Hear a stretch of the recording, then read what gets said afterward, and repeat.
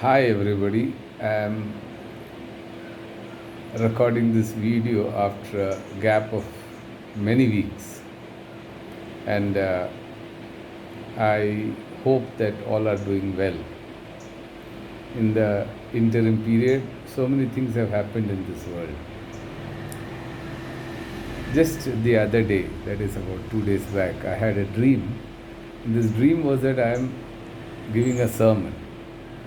I don't remember all the intricacies of the dream, but certain aspects are very clear in my mind. The most important aspect was the fact that I am, as I am preaching, I am or speaking, I am saying that the essence of God's being, the essence of His being is in me, is in us. That I remembered very clearly, that the essence of His being is in us. Honestly, this is the first time this kind of play of words has come to my mind. And then I started meditating on this, the essence of God's being. A very interesting thought.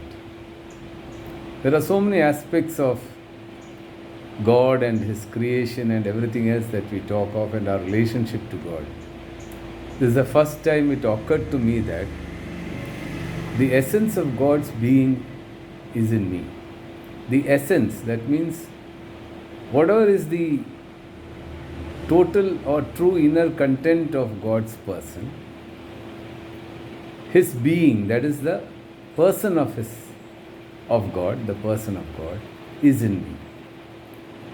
This, in fact, this thought brought a certain level of anxiety, a certain level of elation, and also made me to think in a different dimension. This dimension is the understanding that I am a human being, of course, that we all know. I am carrying the essence of the Creator in me. This gives me a different identity, an identity that is so immense and so valuable. And then I imagine the greatness of the Creator, how great and how wonderful the Creator is, how wonderful this creation is. And if I am carrying the essence of the Creator in me, that brings a tremendous level of change about my identity, about the thought about my identity. As a person who carries the essence of God's being, I have an entirely different identity. Jesus says, I am in the Father and the Father is in me. Paul says, you are the temple of the living God. All those aspects have so much meaning when I start thinking about this, that Jesus said, I am in the Father and the Father is in me. And if the essence of God's being is in me, that essence is so wonderful, so beautiful. When Paul says that you are the temple of the living God, the essence of God's being as in me, in the person that I am, changes me from being a mere mortal on this earth to a person carrying the very identity of God, carrying the very person of God, carrying the personality of God. That being the case, what does my new understanding lead me to? It leads me to a process where I start believing that life is not merely biological. Life is not merely existential.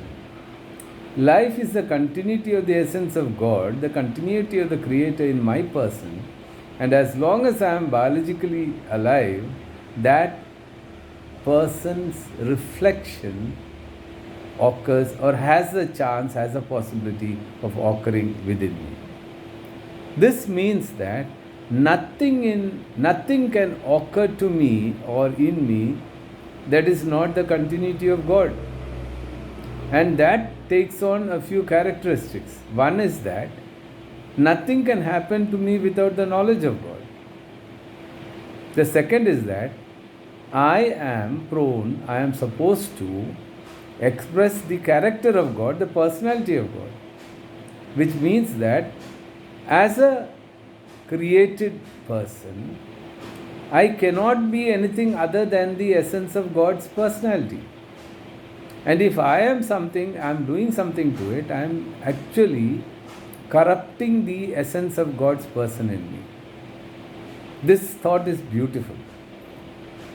Beautiful because Paul speaks of the fruit of the Spirit.